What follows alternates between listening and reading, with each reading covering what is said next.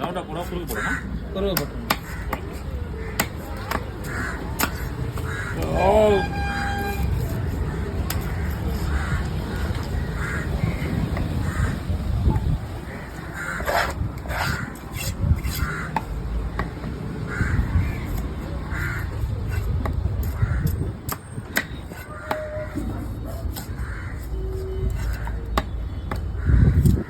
வீட்டுக்கு தானே?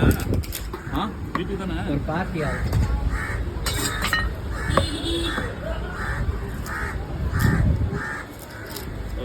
இன்னும் சைஸ் கம்மி பண்ணுங்க.